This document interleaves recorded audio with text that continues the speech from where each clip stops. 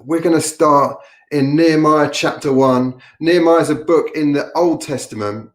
Nehemiah was a guy who was around about 450 years before Jesus. And what was going on at the time in his world was that Israel, the book of the Old Testament, is pretty much all about the story of the people of Israel. Israel had been conquered by the Babylonians and they'd been carted off into exile, and a remnant, the passage that we're going to read talks about them, were left behind, but they were really struggling.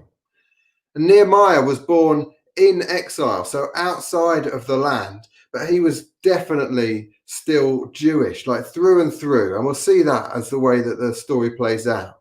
He was a cupbearer to the king. That is actually pretty much what it says it is. He was like the drink pourer at the table of the king. And it was like a super trusted position because everyone was trying to poison those in authority all the time. And so he was the one who was trusted at the king's table, even though he was one of these guys who'd been exiled. So that's just by way of background. Let's read some of chapter 1 and see what it can teach us about prayer. So we're starting off in chapter 1 of Nehemiah and verse 1. And the words are going to come up on the screen. The words of Nehemiah, son of Hakaliah. I love these names in the Old Testament. In the month of Kislev, in the 20th year, while I was in the citadel of Susa, Hanani, one of my brothers, came from Judah with some other men, and I questioned them about the Jewish remnant that had survived the exile and also about Jerusalem. They said to me, "Those who survived the exile and are back in the province are in great trouble and disgrace. The wall of Jerusalem is broken down and its gates have been burned with fire." When I heard these things, I sat down and wept. For some days I mourned and fasted and prayed before the God of heaven. I just love that. I love that when he hears about the plight of his countrymen who are kind of his extended family, and he's totally gutted. He might be the most senior guy in the royal household, but the situation is totally overwhelming for him. It's too big to tackle. It's like, where do you start? He's feeling utterly powerless about how to help. He sits down and he weeps. And what I love is that then he prays. That's the very next thing that he does. And so one of the main things that I want us to take away from this morning, and if you don't hear me say anything else, it's this: when you're feeling powerless, pray, because you might be powerless, but God isn't. It's a question of authority. It's his authority that we access when we pray. Archbishop Desmond Tutu, who was an Anglican, a black Anglican archbishop in Cape Town. He's still around, but he's not the archbishop anymore. He spent like his whole life battling to tear down apartheid in South Africa. And then after he'd managed to do that, he was in charge of chairing the Truth and Reconciliation Commission, which was all about bringing together people from both sides of this long-running disagreement, if you like, and where there had been huge hurt and incredibly bad things done by pretty much a lot by the white guys. But, like after all of that, he was in charge of getting them all together to bring reconciliation. So he had this extraordinary ministry tackling the biggest, hairiest, most entrenched issues of his time in his country. And he was asked how on earth he kept going, how he kept the fire in his belly through so many years. And he said, through prayer. It's prayer that puts fuel on the fire. That's what Nehemiah does. Faced with the biggest, hairiest, ugliest issues of his time for his country, and he turns to God in prayer because he might have felt powerless, but God's power never runs out. So here's the prayer that Nehemiah then prays. So starting in verse 5, the words are going to come up on the screen again. Then I said, "Lord, the God of heaven, the great and awesome God, who keeps his covenant of love with those who love him and keep his commandments, let your ear be attentive and your eyes open to hear the prayer your servant is praying before the day and night for your servants, the people of Israel. I confess the sins we Israelites, including myself and my father's family, have committed against you. We've acted very wickedly towards you. We've not obeyed the commands, decrees, and laws you gave your servant Moses. Remember the instruction you gave your servant Moses, saying, if you're unfaithful, I'll scatter you among the nations. But if you return to me and obey my commands, then even in your exiled people are at the farthest horizon, I will gather them from there and bring them to the place I've chosen as a dwelling for my name. They are your servants and your people, whom you redeemed by your great strength and your mighty hand. Lord, let your ear be attentive to the prayer of this your servant, and to the prayer of your servants who delight in revering your name. Give your servant success today by granting him favor in the presence of this man. I just think it's amazing how Nehemiah starts in worship. He says, great and awesome God.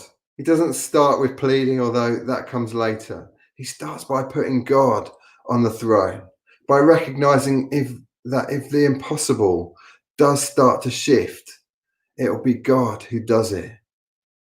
And then he moves on to acknowledging the situation and his own and his fellow countrymen's culpability in the situation that they're in, the pain that they're feeling. I feel like he's really real with God. He doesn't hide anything. I recognize from my own life that the times when I've been feeling the most hopeless, that being real with God has felt like the most releasing thing to do. I remember 4 or 5 years ago, just things with work and ministry and the way I thought my life would go was just not going right. I was in a really pretty bad way of thinking, pretty low. Just remember turning to God and saying, God, I've got nothing else. I've got to be completely real with you. Here's where I think I've screwed up.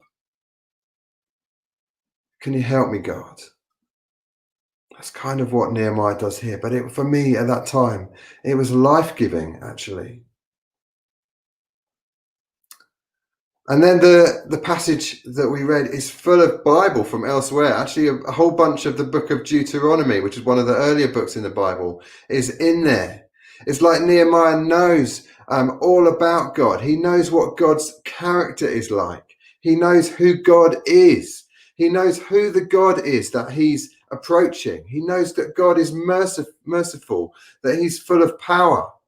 Let's chase after that. I want to be the sort of guy who knows God so well. I want to take my powerlessness, my hopelessness, and swap it for his power, his mercy, his authority. So I wonder, what are the situations that we find ourselves in today, which we could bring to God like Nehemiah does? How could we begin to worship, to be real with God, to know God more through prayer, through reading his Bible? Nehemiah goes on to do some incredible things, which we're going to explore over the next couple of weeks. But he starts in prayer. I remember once I was invited out for dinner at a restaurant with a bunch of mates for my friend's birthday. I was in my early 20s. Money was really tight. I was sort of between a volunteering job and another job that I was going to do that wasn't very well paid anyway. But I really wanted to go and celebrate my mate's birthday. I had £8 in my pocket. And I thought, if I'm really careful about what I order at the restaurant, then I can still go.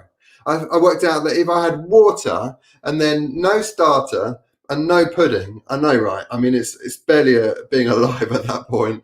And if I order a margarita pizza, then I can still afford to pay for my meal and a tip, because I'm not a savage. But I was really nervous about the bill, because I was thinking all the way through, gosh, what if they decide, my mates and I, to split the bill? I'm going to be totally stuffed. But anyway, I waited and I waited for the bill to come, but it never came. My friend had paid his own bill on his own birthday. And my first thought wasn't gratitude, embarrassingly. It was, I wish I'd ordered the lobster. And the point is, that's what I think prayer is like. God's paying the bill. Whatever you've got in your pockets is nothing compared to the riches of heaven. To be clear, I'm not talking specifically about money, but the way that we live now isn't meant to be lived within the boundaries of our own resources, our own strength, even our own vision for what's possible. We don't need to wait until our own resources have run out before we lean on God and all the wonders of heaven at his disposal, especially when, like Nehemiah, we're asking God to move in the lives of other people, in our families, our town, our nation. I don't want to get to the end of my life here and wish I'd ordered lobster, metaphorically. Prayer is ordering lobster when you can only pay for pizza. Jesus said, whatever you ask for in prayer, believe that you've received it and it will be yours. So if we take seriously his encouragement to lean on the generosity of heaven, why would we wait until we've exhausted our own selves, our own resources, before we approach God? So prayer should be our first port of call, not our last resort. Pete Gregg, who is probably the most influential prayer of our generation, who founded the 24/7 prayer movement, which is a global movement of prayer that started with a bunch of young people in a room in Chichester, has written several amazing books that I recommend without reservation. His most recent one was called How to Pray. Brilliant, helpful, practical. But he also wrote Red Moon Rising and Dirty Glory, about the story of 24/7 and his own life. And God on Mute, which is a book all about unanswered prayer, which if that's something you're struggling with, I really recommend. But in one of the books, he tells the story of Peggy and Christine Smith, who in 1949 were living on an island in the Hebrides called Lewis. Now, Peggy and Christine were 84 and 82 years old, and Peggy was blind and Christine was disabled by severe arthritis. And she couldn't get to church. In fact, neither of them could get to church, but they could pray. And one day they were sitting around the fire in their cottage and they were praying. And one of them, I think it was Christine, had a vision, which could have been really easy to dismiss, perhaps just like a little picture in her mind's eye. And the vision was of young people flooding into her church. And there were no young people in her church at that time. So she called up the local vicar and she told him, she didn't ask him, I don't think she was that sort of person. She told him to really get praying with the elders of the church. And they did. And one younger elder said that he felt like they needed to come back to God, that they needed to come clean with God and lay out perhaps some of the things that they'd got wrong. And then at that moment, the Holy Spirit fell in that place. And that was the beginning of a revival in the Hebrides, which ran for about 4 years. The presence of God was so strong in that island that people from all over there found themselves turning away from their previous ways of life and in real relationship with Jesus. There are brilliant stories of people waking up in the middle of the night and knowing that they needed to go to church in the middle of the night, or people staggering around drunk on the way back from the pub and instantly getting sober and just knowing that they needed to pray and just weeping for all that had gone on. And so these two disabled old ladies, 84 and 82, they kickstarted that. They changed the entire spiritual climate of their island by praying. And what they couldn't do with their own physicality, God could. And so they asked him.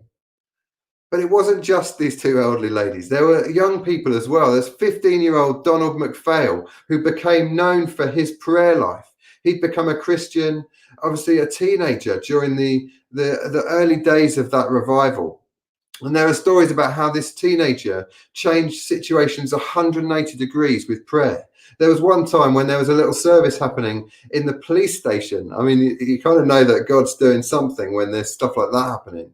But it was like the words of the preacher were falling on deaf ears. Like if he was a comedian, he'd be dying on stage. And the preacher looked over at Donald. And so Donald stood up and he just prayed one word, Father. And people across the room were crying out for Jesus. The Spirit came. So do you see? Doesn't matter whether you're 15 or 85, whether you've been a Christian for 10 minutes or for a lifetime and a half. Prayer is our opportunity to play a part in bringing heaven to earth. It's like Jesus teaches us in the Lord's Prayer, your kingdom come, your will be done on earth as it is in heaven. We talk about our vision at Pattern Church of inviting people into family to serve Swindon. We talk about an army of young people running after Jesus and being a church that plants churches, making a difference to some of the social issues in our town. But what if underlying that is us in our homes, on our own, or in the Pattern store, on Zoom, praying like Peggy, like Christine, like Donald, like Nehemiah, praying for our town, praying for our people, for heaven to come, for a new way of living to break out, for a new spiritual climate, as it were, in Swindon. Like Nehemiah being broken for other people and for the lives that they're unable to climb out of themselves. Turning to God with reality in one hand and worship in the other, and saying, Lord, like Nehemiah, Lord, let your ear be attentive to the prayer of this your servant. Or like Jesus, your will be done on earth as it is in heaven.